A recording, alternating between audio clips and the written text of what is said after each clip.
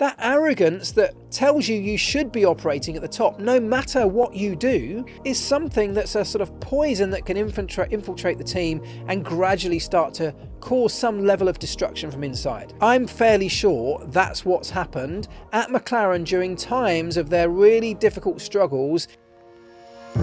Hi, I'm Mark Priestley. I spent almost a decade at the McLaren Formula One team alongside inspirational people such as Kimi Räikkönen, Lewis Hamilton, Fernando Alonso, but also people like Adrian Newey and Ron Dennis. I created the Pitlane Life Lessons Podcast to share many of those things that I've learnt with you to help you to think about the challenges in your life a little bit more like a Formula One team might think about them.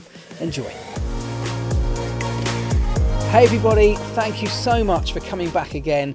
Last season was the first in a revamped, a new look for the show, and judging by your feedback, it went down really, really well. I'm very grateful to anyone who sent me a message, or even if you've just listened or watched, liked, subscribed, interacted in any way, please keep that coming. We're going to go again with more great guests in this series. Today's an episode with just me. I want to talk about the amazing success that McLaren had in 2024 by winning the Constructors' World Championship. But the reason I want to touch on this, the reason I want to get into the details behind it, is not really just about how McLaren did it. We'll cover all of that. But really how I think we can learn a lot from that. Because the journey that McLaren went on to the point of achieving what is the ultimate success in Formula One as a team. It is the biggest prize available. An indescribably difficult thing to achieve, and yet they did it. Now, on the face of it, it looks like they did that with some dramatic turnaround from just sort of halfway through that amazing 2024 season. The reality is it was a much bigger project than that. It was a project that lasted years, that's been going for years and is ongoing still today, will continue into the future. It's a project which never really comes to a conclusion. Winning the World Championship is just a punctuation mark along that journey. It's an amazing one that made me, and I know many McLaren fans, so happy. But the thing I want to point out about that is I think the journey that McLaren went on to get to that successful moment is a really similar journey that many of us go on when we're trying to achieve our own version of success in our lives. So I wanted to pick apart the various stages on McLaren's journey, but as I go through it, I kind of like you to equate it to the journey of yourselves, the journey of an individual going through life. And I want to start the journey from a point of success. So if we go way back, it's actually been 26 years since McLaren won a Constructors' Championship. 1998 was the last time that happened. I mean, what a long period of time. Most people at the McLaren team today that won the championship in 2024 weren't even born when that happened last time. That's how long it's been. But actually, if you pick it apart a bit more, the reality is that in 2007, the team achieved the levels of success worthy of winning a Constructors' Championship again around that time. Now, many of you will know the story of 2007. It's a dramatic one, but with the Spygate affair and lots of controversy around that season, we as a team had the Constructors' Championship stripped away from us through various reasons. It was something that's an episode all of its own. But the point I want to make is, at that time in 2007, they were still a very successful team, winning races and operating in a way that was worthy of winning a world championship. Of course, Lewis Hamilton went on to win the Drivers' World Championship the year after, and that, until 2024, was the last championship success that had anything to do with McLaren. Still a very long time. So I'm going to start the journey for McLaren in the context of this podcast at that point, 2007. So we're a team, and I was at the team at this point. We're winning multiple races. We are operating at an incredibly high level, the kind of level you need to be at to win championships. We go into 2008, same thing, still winning races. Lewis, of course, becomes world champion. But beyond 2008, when we're operating at this very high level, when we are seen by most people around Formula One as either the or one of the best teams in the sport, we go from that point into the years that followed, winning some races, but certainly not in championship contention, to the point of it gradually slipping away and disappearing. And then eventually we know the disappointment that McLaren went through in terms of real deep struggles at that team. They got a little bit lost. So let's pick apart that journey. And as I said, remember, look at this in context of your own life. Look at it at a time when you may well have once been successful, riding the crest of a wave, doing things well, feels like everything's going right for you in life. And then over time, these things gradually slip away until you get to a point where maybe you ended up down in the doldrums, feeling a little bit low, where it felt like everything's going wrong. You weren't having the same successes you were having prior to that. Well, that's exactly what happened to McLaren. So if we look at that, the phases of that journey are that you're operating at this high level, you're full of confidence, you're a team that's doing everything very, very well. Everyone around you is telling you how good you are. The results are showing it. People are patting you on the back, they're giving you trophies, you're getting bonuses, you're getting points as a result of that in Formula One. Everything's going well. Everything's there to boost your confidence and to confirm the fact you're a great team. Gradually, as those things began to slip away, as we start to get things that don't work out quite so well, and they happen all of the time, but when you're on the crest of this wave, they become so insignificant and you bounce back immediately onto another great moment because the confidence is underlying it. Gradually, when you get more and more of these disappointing moments creep in, the confidence just gradually slips away a little bit. And when confidence slips away, you tend to operate at a slightly lower level. It's not a conscious thing. It's just that when you're making decisions, they might be made through slightly different lenses, different parameters that you're making those decisions within. You don't have the confidence or the self-belief to be as instinctive in getting those decisions right. And so more and more times you make poor decisions or decisions that don't lead to good outcomes, and gradually your results tend to reflect that. Now, if you look at McLaren's journey, that's what happened. You start to tail away. You're no longer the leading team. You maybe drop down to second, third or fourth over the next few years. And gradually there's someone else who's stepped in above you, and they take all of the accolades of being Formula One's number one team. They're the ones that everyone's shouting about. For us as a team, you notice it because the photographers and the TV cameras are always outside their garage. They're no longer crowding around outside yours, looking to capture every single moment, every single move, which they were when you were number one. We notice that as team players. We notice how the focus on us has slipped a little bit and moved to someone else further down the pit lane.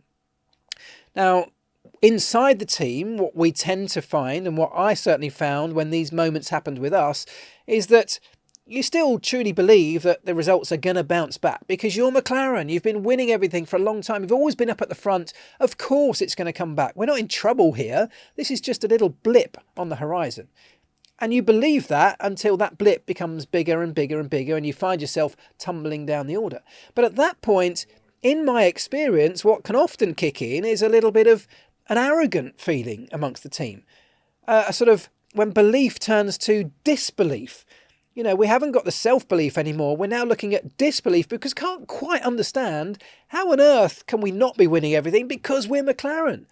That arrogance that tells you should be operating at the top no matter what you do is something that's a sort of poison that can infiltrate the team and gradually start to cause some level of destruction from inside. I'm fairly sure that's what's happened at McLaren during times of their really difficult struggles in that interim period between winning the title in 2007, winning another title in 2008, and that long period of disarray where they disappeared off the Formula One landscape almost until 2024 when they found themselves back at the front. Thanks so much for getting this far through today's episode. I would love it if you could interact somehow with the Pitlane Life Lessons podcast by dropping us a like or a comment, a rating, wherever it is you're listening or watching. It really makes a massive difference. Back to the episode. That arrogance kicks in where you think you can just keep going and the results will come without needing to make major changes and analyse yourselves. And the reality is it doesn't. Until you get to a point where you get to such a significant low point. In Formula One terms, that could be the period of McLaren went through where results were so dismal, where they were really struggling to find not even wins, but podiums even. They were finding themselves entrenched in the midfield with an occasional good result, but that being an occasional outcome rather than the norm that it always used to be. The norm is now very much middle of the road, midfield. No one's talking about you. No one's interested in you from a media perspective. You have gone from your pinnacle, your perch in Formula One, and that hurts. And when you get something that hurts so much and really this is often the trigger point for creating change, when something hurts and is so painful that it really has to spike you into doing something different, that you realise you just can't keep going the way things are, because look at the results over time. It's been going over significant time now. You're starting to tail away. When the pain becomes so much, you realise that there has been an arrogance, that we can't continue on that journey, and we have to think about doing something different. We have to start questioning ourselves. Remember, I'm asking you to think about this in the context of your own lives, all the way through each stage of this journey that I talk about in terms of McLaren. Reflect on it. Have you been through something similar? Do you know people that have been through something similar? I know companies, businesses that I go and see today that are very much on a journey like this. They believe they should be at the top, but maybe they're not willing to put in the kind of effort, the self-sacrifice, and certainly the self-analysation to continue operating at a level that's going to keep them up there. McLaren, I think, went through that phase.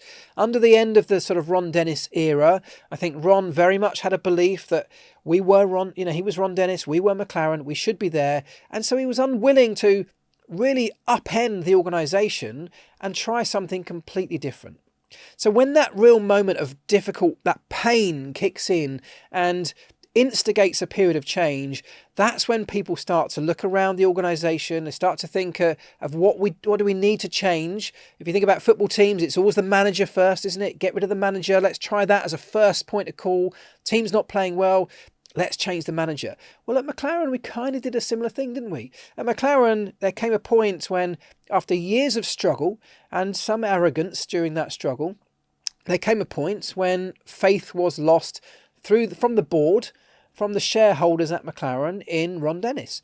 Now, it seemed unthinkable for so many years that someone like Ron the blame could be laid at his door for a sustained period of disappointment, because he'd been so successful for so long, building the team up from almost nothing into this global group of companies, very successful ones that it is today. But the reality is that's what happened. Ron was ousted from the team. That was the major, significant change. Of course, there'd been others along the way. There'd been changing engine partners. There'd been changing drivers and other personnel. But Ron was really the driving force behind McLaren, the kingpin that had held the team together and guided it for so many years. It felt like a major, significant change to turn on Ron and decide that the best outcome moving forward would be created with someone else leading the team. So that moment comes when you reach what you deem as rock bottom. And in Formula One terms, McLaren got to that point where they were right down the back of the grid, really struggling at times. And Ron was the scapegoat. Ron was the person deemed to be the next step in change that was required. Now, of course, from that, we know that there were other personnel that changed. Drivers changed continually over that time. Engine partners changed. Zak Brown came in, of course, took on a very difficult period at McLaren. And this phase that McLaren were going through at this point, where at rock bottom, they've realised change needs to happen, which is the first major step, by the way, to understanding that you need to do something significant, is understanding and appreciating you can't just keep going the way things were. That's the first major step on this journey. McLaren found that step some years ago. And this tells you, right, how long the journey has been from that moment of understanding things needed to change to the moment in 2024 when they became world champions again. That was a long time. That was years. And all the way through those years, that process had begun in edging closer and closer to the point in 2024 where the big success turned up back at McLaren, back at Woking. This wasn't success that was flipped on its head halfway through the 24 season when Lando got that very first win in Miami, which is how it often looks from the outside. This started years and years and years ago. So let's go back to that moment. And again, reflect on this in your own lives. Sometimes it's hitting a rock bottom moment. It's a moment that seems so significantly low, it forces you into looking at what might needed to be changed around you. I think we've probably all been there. Go back to that time when Zak Brown took over at McLaren. More personnel changes, more managerial changes, structural changes at the team. We go through a period in that phase of experimentation, of trying new things, of testing things. Many of those things, of course, in the very nature of experimentation, many other things don't work. There is no guarantee when you conduct an experiment of what the outcome is going to be. That's the nature of an experiment. And McLaren went through that. So they brought in various people at the top of the leadership organisation, top of the organisation. People who looked at the time like they might be the saviour. They might be the person to bring back success at McLaren. Many of those came and many of them went. And it's not necessarily because those people weren't good enough at their jobs to lead McLaren back to success. It was that maybe they came along at a time when McLaren wasn't ready. Maybe their thoughts and processes that they had in mind, maybe McLaren weren't ready to embrace those at the time. Maybe they were ahead of their time, for example. It's all about getting the right people at the right time, together with the right mindset, the right belief system, and putting all of those things together, and that's when you start to generate success. So they ran experiments in terms of new personnel. They ran experiments in new ways of running the organisation, managerial structures that came and then went again because they tried, they didn't see that it was going to bring the long-term success they were after. This wasn't about just putting in place a quick fix that might suddenly get them back to the front. This was an understanding that McLaren was so far off the pace, that was so lost. And I'm not just talking about the on-track performance here. I'm talking about the business, the company as a whole were lost. They were utterly lost in terms of which direction they should go. There was never going to be a very quick fix. You might have generated the odd, random good result on track, but that's not what McLaren's biggest problem was. McLaren had to rebuild from the inside out, almost turn it into a new organisation for the modern era. And over time, that's what Zak Brown and the team around him have been able to do. So those experimentations ran. Some failed, some worked. Through that process, we kept some people, we got rid of others, we brought new people in, we tried different things. And we've got to a point where we get to a stage where Andreas Seidl is brought in by McLaren, if we fast forward a few years. And again, those experiments are part of the journey we all face. We try things that work out, some don't. It's about collecting data and information, understanding the results of those experiments, to then put those in place and build on for the next set of experimentations. These things are continuous. It's a process that never really stops. And we get to a point when Andreas Seidl is brought in by Zak Brown. This, I feel, was a really key turning point for McLaren, not only because he's a brilliant engineer, having been through the sport in the technical sense in over many, many years successfully, has a clear understanding of the car and what's involved in that car from an engineering point of view, but also from a team leadership perspective, he was exactly what McLaren needed at exactly the right point in time. He's kind and considerate. He's caring. He has an amazing level of empathy, which at that point, when McLaren had been through so much turmoil, was so desperately needed at McLaren. Now, I can go back and probably with some confidence say Ron Dennis probably wouldn't have been that guy. Ron Dennis was brilliant at many, many things in leading the team and shaping its future and creating what we now know McLaren to be today in terms of the organisation. But he probably didn't have the empathy that was required at that moment. And some of the other people that came in may not have had it to the same levels that it was needed either. Andreas Seidl absolutely had that. So the sweet spot was met when he came in at the right moment, was able to have an understanding of what people were feeling at McLaren. And bear in mind, that had been a lot of disappointment over many, many years. There was a lot of negativity around that team. You can imagine at a Formula One team when you're putting in so much time, effort, dedication, sacrifice away from home and family in many cases. You're working long hours. You're being asked to go above and beyond the call of duty because this is Formula One and that's what's required. And yet, in return for that, over and above your salary, what are you really getting? Other than more and more disappointment. It was almost to the point of embarrassment at times. That's not very appealing to people who you're asking as a company to give more and more and more to get you out of trouble. Andreas Seidl came in with this empathy that really was able to understand what people were feeling. He came in and was able to get to know people around that factory and specifically get to know what they needed to succeed. Different departments, how were they feeling? What had been the effect on them of that previous run of years of poor results? What did they need? Was it a case of an arm over the shoulder? Was it a case of giving them fresh equipment or fresh opportunities? Maybe it was a case of giving them freedom to help create the process that McLaren needed to go forward, empowering those people. And these were some of Andrea's biggest skill sets, which were timed perfectly with some of McLaren's biggest needs. He was able to empower people. He was able to change the way McLaren dealt with all of the people in its organisation. Thousands of them, by the way. Empowering them, making them feel important, making them understand that this wasn't about just delivering some kind of quick temporary fix like a band-aid to our problems. This was about rebuilding from the inside out. And if you stick with me, he would say, we will get to somewhere that looks successful again. I said right at the beginning of this episode, many people at McLaren, maybe even most people at McLaren, weren't even alive the last time McLaren won a Constructors' World Championship back in '98. If you've never experienced that level of success before and what the feeling that generates is, it's very difficult to have that as a dangling carrot for people.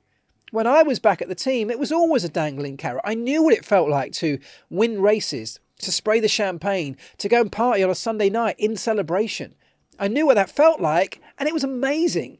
And therefore, I wanted it over and over again. So when I get to the next race, I know what the potential outcome of us doing well is, and therefore, there's an extra motivation there. If you've never experienced those champagne moments, the really good times, that little extra element of motivation is very difficult to instill in an organisation. What you have to do in that point is instill a belief that you can get there.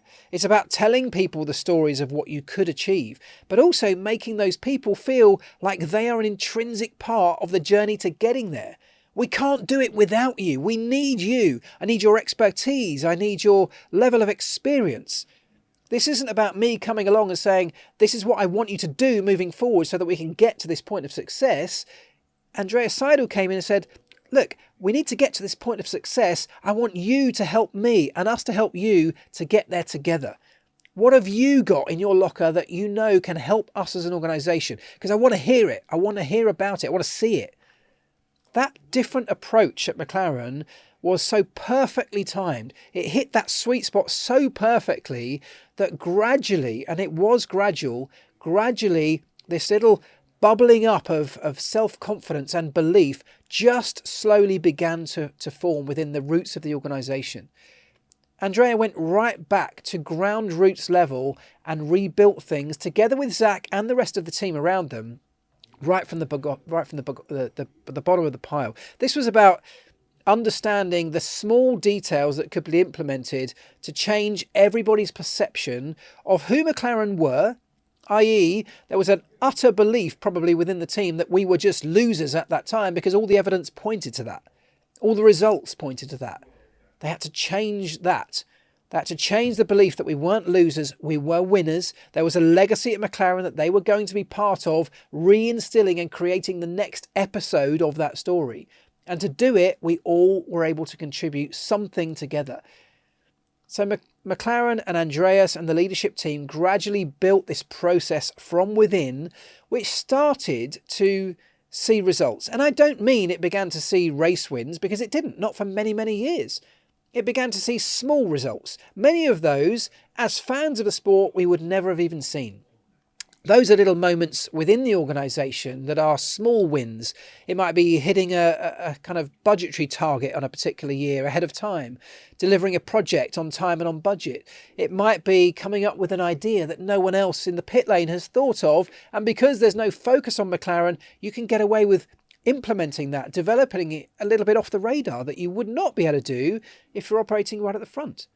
All of these tiny little wins gradually, because Andrea and the team celebrated them from within, gradually begin to build confidence and build self-belief. They're the tiniest little markers.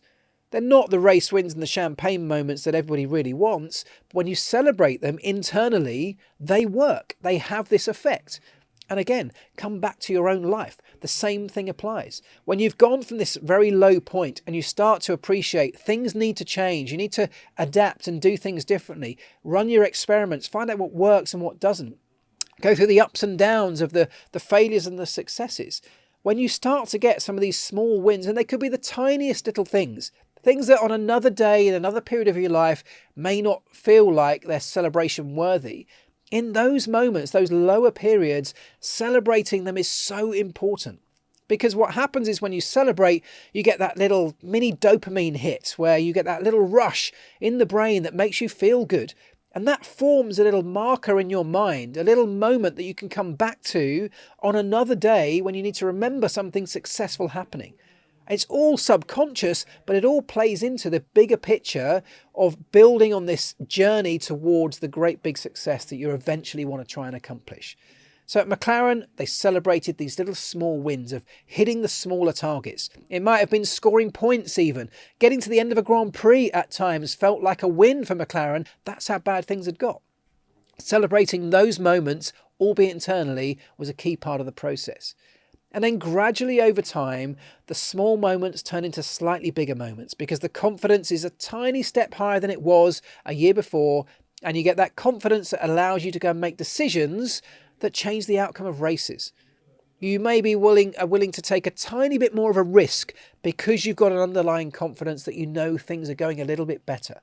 And when that happens, again, some will work, some won't. The ones that do work build more and more confidence. The ones that don't, of course, they're a part of the process. You analyse why they don't work, you understand the failure, and you use it to rebuild back to another success. McLaren did that incredibly well.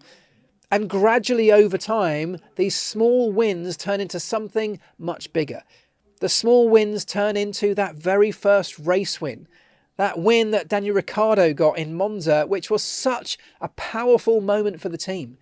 It was the first time many people in that team had even won a Grand Prix. How powerful is that? As I said earlier on, I was fortunate enough during my period at the time at the team to be winning races all of the time. I knew how powerful that was. But when you experience that one win for the very first time, it's enormous. It's huge. It changes the shape of the organisation. It validates a lot of what's been happening in the background, in the shadows when no one's watching. It validates so much of that. And for the people inside the team at the factory, where they've never been able to spray a bottle of champagne around or party at a racetrack or whatever, be on the news for winning a Grand Prix. For those people, that's the moment when they could finally punch the air, clench their fist, hug each other, jump around the factory. Those moments are immense in the grand scheme of what a team's journey back to success is based around. It may have been a one-off at that time, and they didn't go on to repeat it consistently. But that's what I'm talking about in terms of building something for the longer term. That one success, that one moment in Monza was a platform from which they could leap off to go and make bigger decisions, to think slightly differently about how they went about racing with a newfound level of confidence. It wasn't a fluked win. This was a win based on a lot of the work that had been done behind the scenes. And as we know, that ebbed and flowed over the next couple of years with reasonable results, but nothing to shout about, nothing that was going to set the world alight. In 2023, a number of mistakes, a number of errors, a number of costly decisions that didn't quite go their way cost them, and they still didn't have a major success. And in 2024, we started the season with such a difficult start to the year, not just because McLaren were some way off the pace, because 23, there'd been major progression.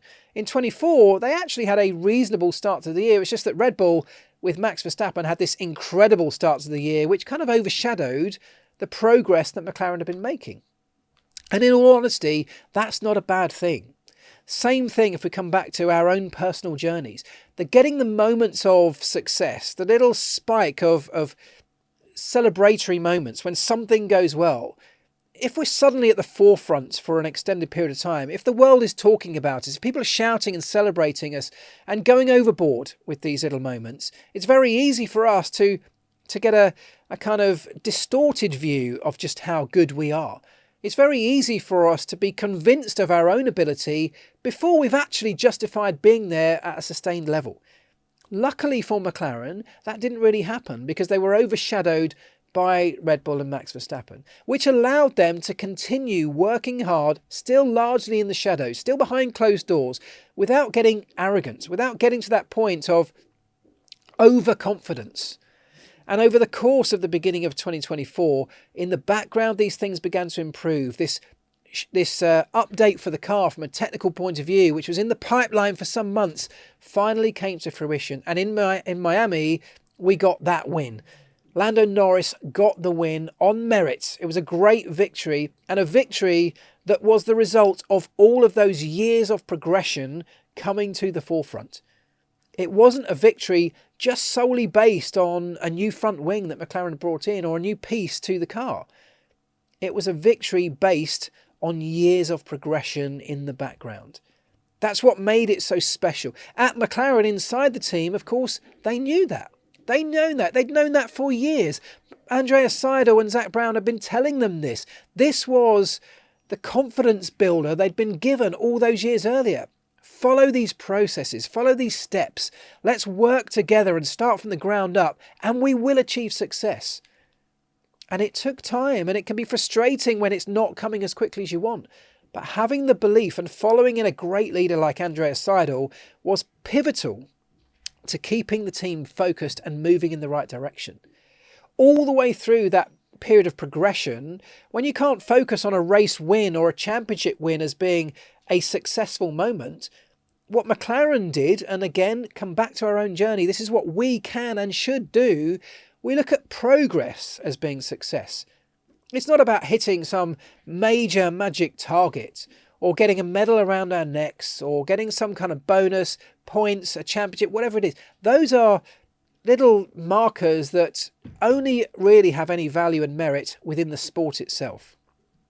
The value to McLaren, the measure of success for McLaren, and the same applies to us, is if we're moving forward. If we've got progression on our journey, that's successful. If today you did a little bit better than you did yesterday, that's successful. And of course it goes up and down at times, but zoom out a little bit. Was this week better than last week? Was this month better than last month? Maybe even look in terms of years, if that's how long your journey is going to be. But if progression is what you're seeing, you're on a successful path. And McLaren followed that path right the way through to the point where after Miami, the wins continue to come. The successes on track continue to come. Yeah, they had the moments to spray champagne and to celebrate, but behind the scenes, it was just more progression. They were getting closer and closer. There was no dream of a Constructors' World Championship at the midpoint of the 2024 season. It was about, can we keep progressing? Can we keep moving forward and rebuilding and getting closer to the front so that maybe in 2025 we can come along with a team that's so well-oiled as a machine, that's in such a good place with all of those structures and the foundations laid and built that are so solid at McLaren, we can go on and have long-term sustained success. That was the goal at McLaren. And the progression was getting closer and closer to that. Of course, it's a never-ending target, which is also important. If you have a target that is something that's finite, if winning the World Championship is your sole target, once you've done it, what are you going to do next? Having a sustained target, a target that is always just out of reach, something you never really achieve but is ongoing, it's infinite. A target like continual progression is something that means you never stop pushing, you never stop working towards becoming better. And if I think all the way back to when McLaren were last successful in on-track terms, either 1998 winning the World Constructors' Championship or 97 and 98 winning the Drivers' Championships with Lewis, winning that Constructors in 2007 that we had taken away. At that point, our sole target was to win races and to win championships. We didn't have such a long-term, ongoing, infinite target in our minds. And maybe there's a big part of that as to why we became complacent, why we became arrogant and had this belief that it would just continue because of who we were, not because of what we were doing. Today, McLaren have an infinite goal. They have a goal of just moving forward all of the time, getting better and better and better. constantly trying to improve themselves. And if they maintain focus on that goal, then you never stop trying to work towards it. And the idea of arrogance and complacency shouldn't ever set in. It's not that you'll never, fall down the order a little bit. It's not that success will be there forever, because other people are trying to do the same thing. And in Formula One, the barriers are so high, the level is so high that everybody's trying to outdo you. There may be a time when you have made progression, but someone else just does something a little bit better. And it's important to understand that, to appreciate that. All we can do is control how well we behave, how well we act, how actively we move forward. How much progression we have is to some extent under our control. How that translates into end results, whether it's on the racetrack or in life, is not necessarily under our control. And so focusing too much on those external goals is a dangerous game to play, because you can do an amazing job. There's an alternate reality here where McLaren could have done an incredible job in 2024 and Ferrari maybe did a better job and won the World Championship. Now, there's no way in that scenario that McLaren look at 2024 as a disappointing season. They would look at it as an unbelievable season because the level of progression took giant leaps forward. As it was, they won the big prize, and it was an amazing reward for all of that hard work and effort that had been put in over many years. My message to bring this episode to a close, really, is that I want you to think about McLaren's journey. I don't want you to think about McLaren's 2024 season in its entirety as a closed story in itself. The media will quite often portray McLaren as the greatest turnaround in 2024 in the sport's history. That they had this amazing epiphany halfway through the season and did some things differently, which turned things around and they won a title. It couldn't be further from the truth. The reality is at McLaren, it's taken 20 years or so to get that 2024 World Championship success. And if you asked most people at McLaren over the last few years, if you'd said to them, look, we're on a journey, we're starting in 9th place in the Constructors' Championship. They were last at some points, let's not forget. Not very far away, not very long ago, a few years away, they were right at the back of the pack. That was a disappointing, almost a depressing time at McLaren. But if you'd gone to people at McLaren, which, by the way, is exactly what Zach Brown and then Andrea Stella have done. If you go to those people at McLaren in those very low moments and you say, I'm going to ask you for enormous effort, there will be sacrifice, there will be more low moments. We will try things that won't work. Many of them will be disappointing in themselves. We'll put hopes on things that will fail, and that will be more disappointment. But if you go to those people and you say, but take all that and follow this journey and keep going and never stop, and dig into the failures and the disappointments to find the answers to why it failed and use that as a springboard to move forward. If you say to them, keep going on that process and we together will deliver the World Championship, the holy grail of Formula One, I'm pretty sure all of those people would have said, yeah, I'm in. And that's exactly what happened at McLaren. They were in, and they did go through all of that, and they were told that, and they followed that journey together, which is what makes the success of 2024 even more important and powerful for every single one of those people. I couldn't be happier, I couldn't be prouder of those people, because I know what's gone into it. It wasn't a 12-month journey or a 6-month journey. It was probably a 12-year journey and beyond. And that makes the success at the end of that even more special. Now, I know that many of us will be at various stages of the journey that I've just described in the context of Formula One and McLaren in our lives, as I said. Some of us will be in those real low moments. Some of us will be, even before that, riding the crest of a wave, but in danger of being a little bit complacent, being a little bit arrogant, having a little bit too much self-belief that risks us obsessing over the fact that we deserve success no matter what we do. I can guarantee you that if you operate in any kind of competitive environment, the people around you, your competitors, your rivals, will be at different times looking for ways to topple you, to outdo you, to be better than you. In Formula One, that is literally the name of the game. We do that every single week. So whichever phase you're at, whether you're up there riding the crest of the wave, can I please empower you, implore you to dig deep and understand, even though things seem to be going incredibly well, have a look around you and see what you could do better. Can you still make progression from where you are? It's not about rising up. If you're at number one, you don't look at it and say, well, I can't go any higher. It's about being better than you were yesterday. If you're in those low moments, understand that something probably needs to change. If you've been there for a while doing the same things and it's not working, maybe think about self-analyzation. What is it that you're doing that's not working? Those things that maybe once made you successful are maybe not now. Have a look around you. Has the landscape changed? Have your competitors and your rivals started doing something differently? Has the environment changed? Are we in different times that require different solutions? Or are you facing literally different challenges? But until you start accepting what's happening now isn't working and you need to look around for different solutions to the challenges you face, you're never going to get anywhere. And then once you start that journey out of that low point, back towards the successful times, accept it could be a long one. Don't look for the quick fixes. A quick fix could be great. You might get a little spike, a little moment of joy and celebration. But the truth is, what are you doing this for? At McLaren, they're doing it for long-term success. They want to build an organisation that can be successful over and over again long into the future. And that's exactly what they've built.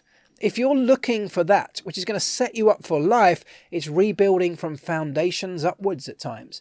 It's looking at everything that you stand upon, your value, your core values. What is it you believe? Has that maybe changed? And are you living your life in accordance with those beliefs? Whatever it might be, look around you and start rebuilding. It might be the people around you. Like McLaren, maybe you've got to bring different people into your life. Maybe you've got to let some people go. These can be really difficult, tough decisions to make. But the point is, the rebuilding process out of that low point in life or sport is a difficult one. And it does involve making some very, very harsh decisions, which at times will feel so difficult. The trauma that can come from those can be real. But as long as you're doing them with a belief you're heading in the right direction, with a belief that you're going to make progress day after day after day, they are worth doing. And as you get up that journey, as you start to climb back up the other side of that mountain, back towards success, celebrate the moments that happen that give you something to celebrate. It may not be the big wins, but just the tiny wins are worth celebrating, even if only internally. A virtual pat on the back can go some way to making you feel good, which will change your behaviours in the next phase. Doing that over and over again is powerful. Celebrate the little moments, the little wins along the journey, and gradually you will edge closer and closer and closer to the point that you really want to get to. And of course, the closing point on this is that point that you're aiming for is not a finite point. It's not a point where you stop, you pat yourself on the back and say, well done, I've done it. I can tell you that's not what McLaren are doing right now as they sit as constructors world champions. They are literally taking a moment to celebrate, and then they're getting back to work to seeing how they can continue the progression. Because the progression is the key metric here.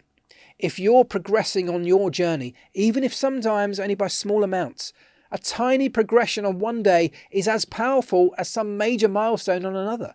It's the progression that counts. So if you're progressing, if you're improving over time, give yourself a pat on the back. That is worth celebrating, and it can help.